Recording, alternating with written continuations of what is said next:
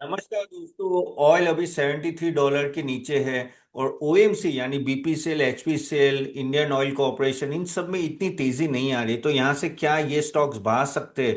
क्योंकि lower oil हमेशा ना ओएमसी को फायदा रूप रहता है। तो चलिए बात करते हैं, और यहाँ से आपको पोर्टफोलियो में ये स्टॉक रखने नहीं रखने, क्या करना है, वो डिटेल में बात करेंगे। आपके पास अगर ये तीनों में से एचपीसीएल, बीपीसीएल या आईओसी में से कोई है तो जरूर स्टॉक कमेंट बॉक्स में डालिए। और आगे जाने से पहले सेबी डिस्क्लेमर, यहाँ जो भी बातें हो रही है सिर्फ आपके नॉलेज के लिए, यहाँ कोई रेकमेंडेशन नहीं है। हम जो रेकमेंडेशन देते हैं हमारे स्मॉल केस में ही देते हैं। आप चाहो तो CA Tapan.smallcase.com में जाके आप देख सकते हो ना। ₹400 प्लस जीएसटी स्टार्ट होता है, बहुत ही अच्छा परफॉर्मेंस रहा है। और दूसरी एक महत्व की बात गाइस, ये 6 जुलाई से हमारे सभी स्मॉल केस के प्राइस बढ़ रहे हैं, almost more than 50%। So if you want आप अभी अवेल कर सकते हो, बाद में प्राइस बढ़ जाएंगे। कमिंग बैक, क्या है, क्या करना है इन सब ऑयल मार्केटिंग कंपनीज का? तो देखिए, ऑयल $73 के नीचे होता है तो हमेशा ना वो कहते हैं ना कि ओएमसी को डायरेक्ट फायदा होता है। रीजन, क्योंकि देखो ऑयल एक्सप्लोरेशन कंपनी होती है, जैसे आपका ऑयल इंडिया हो गया या ओएनजीसी हो गया, रिलायंस हो गया। उनके लिए भाव जब ज्यादा होता है ऑयल के तब उनको फायदा होता है, तब ओएमसी के लिए नेगेटिव होता है। जब भाव नीचे आ जाता है, जैसे अभी $73 है ऑयल का, पहले 120 था, उससे नीचे आ गया ड्यूरिंग वॉर टाइम, तो नीचे आ गया, तो उससे अभी ओएमसी को नॉर्मली फायदा होता है क्योंकि वो बाय करती है ऑयल एक्सप्लोरेशन कंपनी से। तो अब $73, और अगर आप मुझे फॉलो करते हो तो मैंने 2-3 महीने, 2 महीने पहले नहीं, 1 महीने पहले मैंने बोला था कि मैं 65 के अराउंड में कुछ महीने में ये ऑयल आना चाहिए। तो क्योंकि रीजन एक ही था ना, क्योंकि वेनेजुला का ऑयल आ रहा है, ईरान का, जैसे ये यूएस ईरान का डील हो जाएगा तो पता ही था कि ईरान का ऑयल भी आएगा, वेनेजुला का ऑयल, प्लस यूएई भी अगर आप देखो तो ओपेक से बाहर निकल गया है, तो उसके वजह से वो भी प्रोडक्शन बढ़ाने वाला है। तो ये सब चीजें, प्लस थोड़ा ग्लोबल स्लो डाउन है, स्ट्रेट ऑफ हॉर्मुज अभी स्टार्ट हुआ है, तो कहीं ना कहीं ऑयल की डिमांड आप कह सकते हो ना कि कम रहेगी। वो भी फर्क है क्योंकि ग्रोथ थोड़ा कम होता है, और प्लस ऑयल सप्लाई बढ़ जाता है तो ऑयल हमेशा नीचे जाता है। तो ये मुझे लॉन्ग टर्म में लग रहा है कि $65 के आसपास आ सकता है। तो ओएमसी के लिए तो डायरेक्ट फायदा है, उसमें कोई डाउट नहीं है। लेकिन कुछ कुछ चीजें जो गवर्नमेंट ने अभी की थी, जैसे फॉर एग्जांपल ऑयल प्राइसेस बढ़ा दिए आपके पेट्रोल पंप में, तो वो ओएमसी के लिए फायदा है। लेकिन कहीं ना कहीं अगर आप देखें तो दूसरे जो स्टेप्स लिए थे, जैसे डीजल पे एक्सपोर्ट ड्यूटी का रिडक्शन हुआ, वो भी पॉजिटिव है। प्राइस अभी भी, ऑयल प्राइस नीचे है लेकिन उन्होंने चेंज नहीं किया, यानी वो भाव नीचे नहीं लाए, तो वो अभी भी पॉजिटिव है। एटीएफ का जो एक्सपोर्ट ड्यूटी प्राइस था उसका भी रिडक्शन किया, वो भी गुड है। वही आज ही न्यूज आए थे इसके। लेकिन एक ही चीज है कि पेट्रोल की जो एक्सपोर्ट ड्यूटी है वो ₹1.5 से ₹4 बढ़ा दिया, तो वो एक थोड़ा नेगेटिव होता है कंपेरेटिवली। लेकिन इन सब कंपनीज के लिए गैस भी आपको ध्यान से देखना, क्योंकि एलपीजी गैस सपोर्ट अभी तो पॉजिटिव है, लेकिन अगर ऊपर नीचे होता है तो वहां इंपैक्ट आता है। सो कोई भी टाइप की एक्साइज ड्यूटी अगर वो इंक्रीज करते हैं तो इनके लिए प्रॉब्लम हो जाती है। अभी आगे जाके इलेक्शन आता है, तो अगर ऑयल नीचे रहता है $70 के आसपास, तो क्या गवर्नमेंट वापस ऑयल प्राइस नीचे करेगी तो इन कंपनियों को वापस थोड़ा प्रॉब्लम आएगा। आप बोलोगे तब, लेकिन चलो इतना अच्छी बात है, सब कुछ ठीक हो रहा है, तो ये नो स्टॉक बढ़ क्यों नहीं रहे?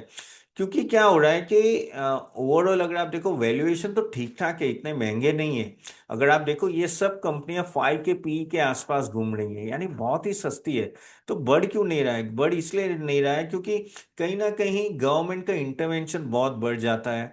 ओके, और पीएसयू का डिस्काउंट लग जाता है, और पॉलिसी अनसर्टेनिटी होती है ना, तो वो एक दिक्कत आती है। प्लस सबको ऐसा लग रहा है कि भाई आगे जाके इलेक्शन आएंगे तो वापस ऑयल प्राइस जो बढ़ाए थे, पेट्रोल पंप पे जो प्राइसेस बढ़ाए थे वो वापस नीचे आए, तो वो दिक्कत आ सकती है। सो कहीं वो प्लस डिविडेंड की पॉलिसी कैसे रहेगी? सो वहाँ यहाँ क्या ना, थोड़ा कंफ्यूजन अभी भी है इन्वेस्टर के बीच में, इसलिए ये स्टॉक्स नो इतने भाग नहीं रहे हैं। अगर मैं आपको एक काम करते हैं, मैं थोड़े फाइनेंशियल्स दिखाता हूँ तो उससे और क्लैरिटी आएगी।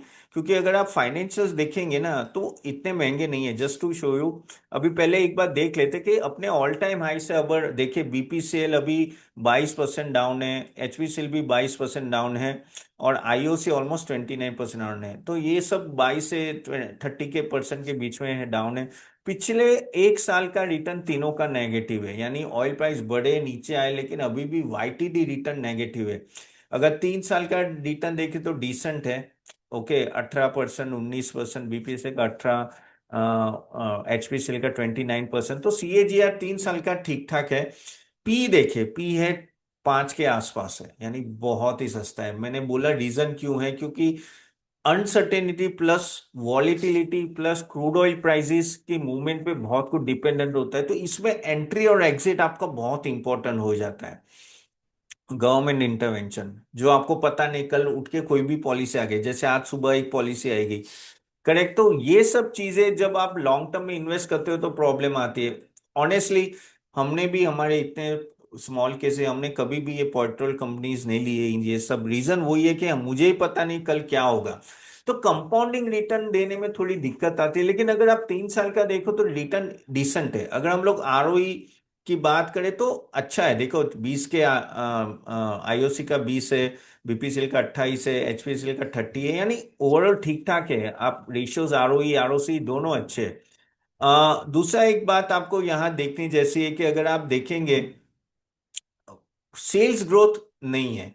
सेल्स ग्रोथ यहाँ होता नहीं है, यहाँ प्रॉफिट ग्रोथ ही ज्यादा होता है। 3 साल में भी देखिए सेल्स ग्रोथ नहीं है, लेकिन आप देखो प्रॉफिट ग्रोथ अच्छा खासा है, नो 60-98%। वो क्या बताता है? वो ये बताता है कि ये बिजनेस वोलेटाइल बिजनेस है। सॉरी, ये बिजनेस वॉलेटाइल है और काफी हद तक आपके ऑयल प्राइसेस पे डिपेंडेंट है। रेवेन्यू इतनी बढ़ नहीं रही है, अब क्यों नहीं बढ़ रही है? हमको डर है कि भाई आगे जाके ईवी और ईवी का पेनिट्रेशन बढ़ेगा, तो ओवरऑल इनकी डिमांड होगी, इवन गैस की, एलएनजी की डिमांड और उन सब की डिमांड भी कम हो सकती है। और वो भी एक इन्वेस्टर के दिमाग में रहता है कि भाई हाँ, अगर ये दिक्कत आएगी तो वो भी एक दिक्कत है। सो ये सब चीजें भी है। और कहीं ना कहीं, लेकिन मुझे ऐसा लगा कि अभी भी ईवी का 2-3 साल है, ऐसा नहीं है कि तुरंत आएगा। लेकिन क्या होता है कि मार्केट आगे का देखता है। ओके, अभी ऑयल प्राइसेस वापस 80 के ऊपर गए तो इन लोगों को प्रॉब्लम है, डायरेक्ट रिटेल फ्यूल प्राइस नीचे आते तो प्रॉब्लम है।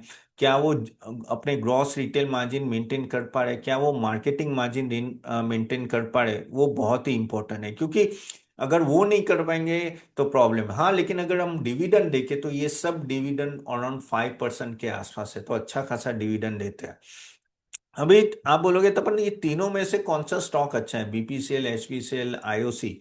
वेल देखिए, वैल्यूएशन वाइज जैसे मैं बोला सस्ता है, और डिविडेंड यील्ड हाई है। अर्निंग स्टेबिलिटी अगर मैं देखने जाऊं तो मुझे बीपीसीएल की अच्छी लग रही है कम, और आईओसी की भी अच्छी, कंपेटिव एचपीसीएल की मीडियम है। अर्निंग ग्रोथ भी देखे तो नो, कहीं ना कहीं यहाँ से भी ग्रोथ तीनों कंपनी की हो सकती है, स्टेबल ग्रोथ है।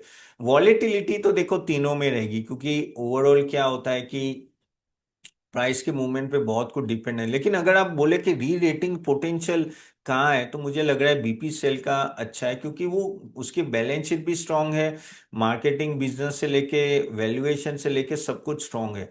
तो वो चीज आपको थोड़ा ध्यान में रखना है। आप बोलोगे तो अपन तीनों में से अच्छा कौन सा है?